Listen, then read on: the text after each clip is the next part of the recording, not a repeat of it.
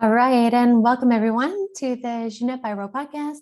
I'm Ginette Biro, and as always, thank you so much for joining me on this show. I am excited to talk about these October energy updates that we have happening right now. The energies, I can finally bring some good updates, some forward momentum, and I'm really excited to talk to you guys about this because, like I said, we have some movement coming.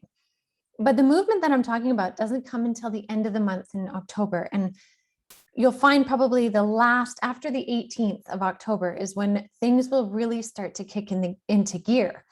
Now, this movement that I'm talking about comes from planets going from a status of retrograde to direct. And so right now we have 7 planets in retrograde, meaning they appear as though they are moving backwards. They don't actually move backwards, but the way in which their rotations affect the planet when in retrograde is it causes the energies around us to either stall, to miscommunicate. I mean, Mercury retrograde is a big miscommunicator for either conversations or technology to go haywire.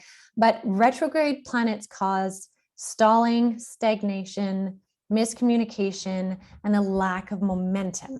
And so when you have a planet that then moves forward and goes direct again, meaning forward movement, you get this energy of movement. Now, the reason why October is so particular is that we have 7 planets right now currently in retrograde status. That's a lot of planets kind of holding steady, holding ground. And we will have Mercury, Jupiter, Saturn, and Pluto moving direct at different points, a couple of them by the 18th for sure on that day, and some before, one on the 6th and one the 10th, I believe. But Jupiter and Saturn, like those are 2 big heavy hitter planets in our solar system. And so you don't need to know all about the astrology, but the reason why I'm bringing this up is because it has a value to know right now. The fact that there are 7 planets that are moving in a backward motion. So if you're trying to make some stuff happen, manifest some things, or you've been working on it for a little while and you're like, what gives? We are going to have some big energies, some big cosmic alignments that are going to help us leap forward. And that's coming this month.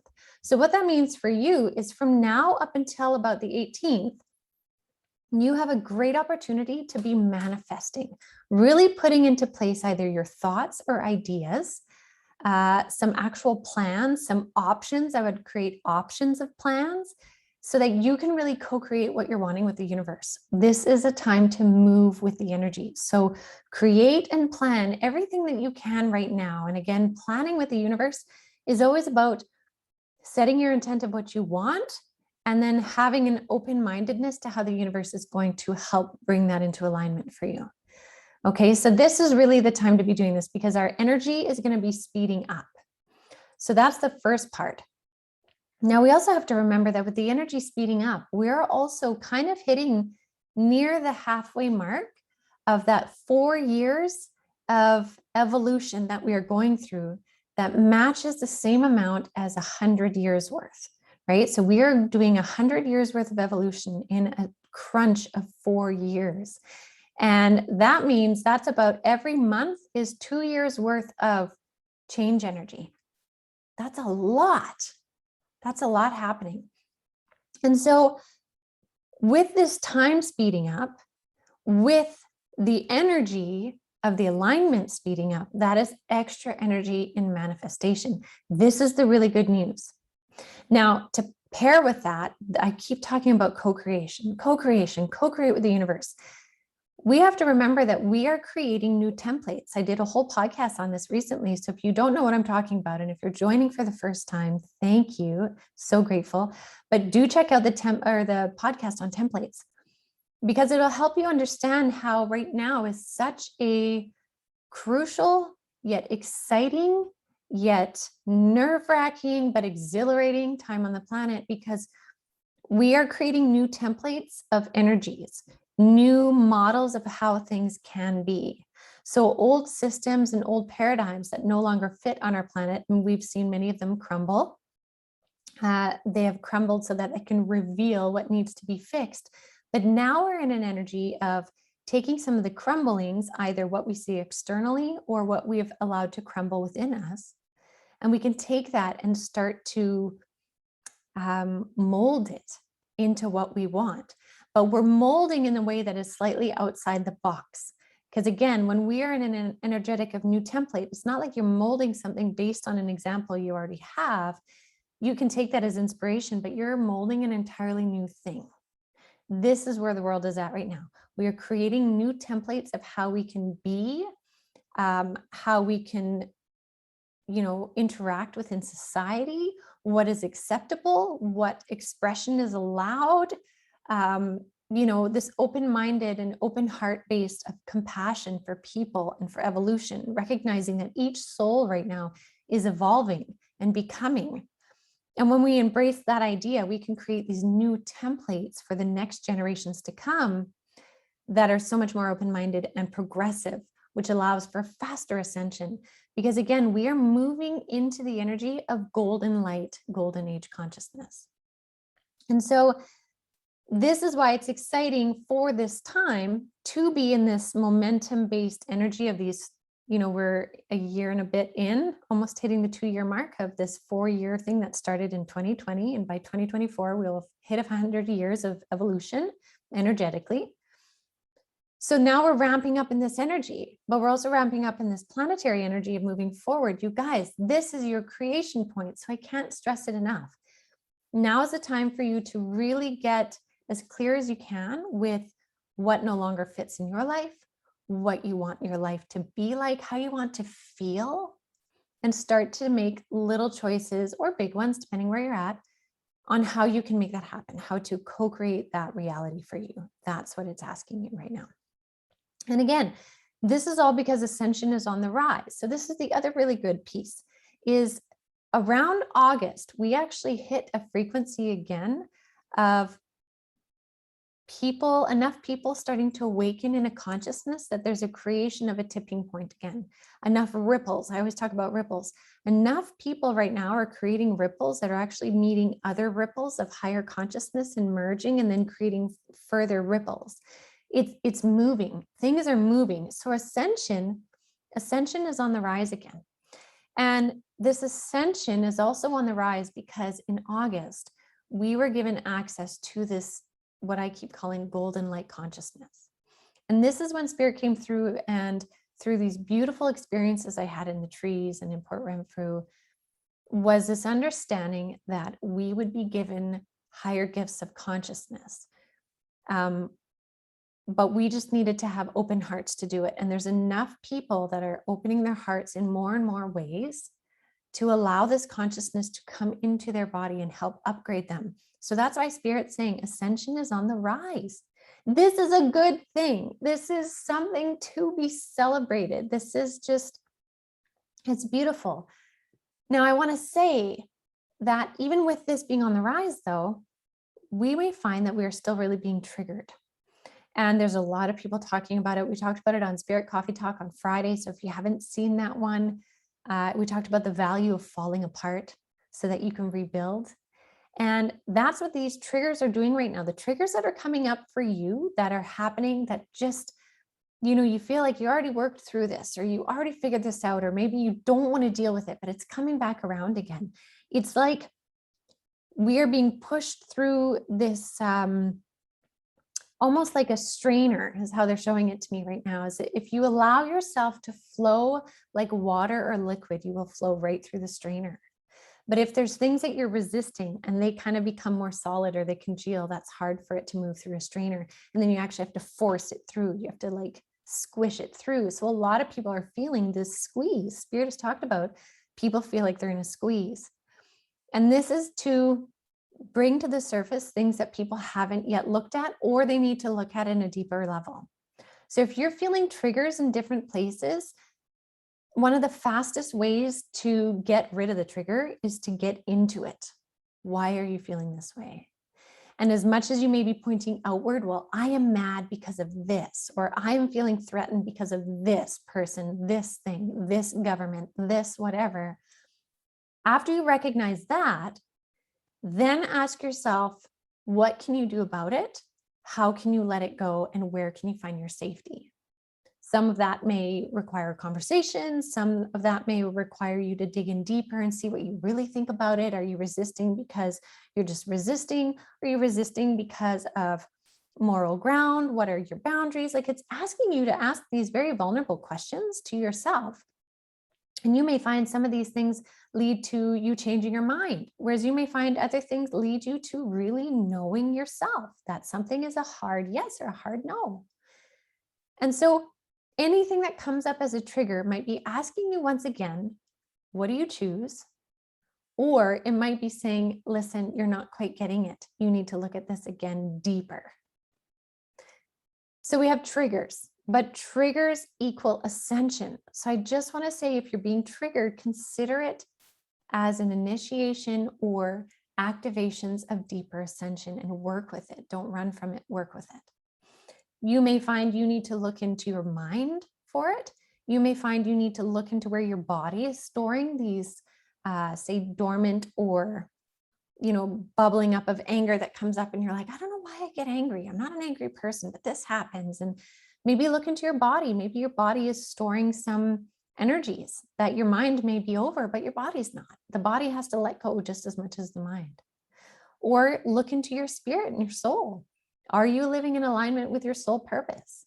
If you're not, it might be the one that's kind of squawking at you, because again, we got to remember, we are a mind, body, and a spirit. So if we are honoring all three of that trinity, then we can be in our closest alignment to our flow. If we're not, you got to look at which piece of that trinity is feeling a little bit out of whack, and maybe they all are, and maybe it's just one.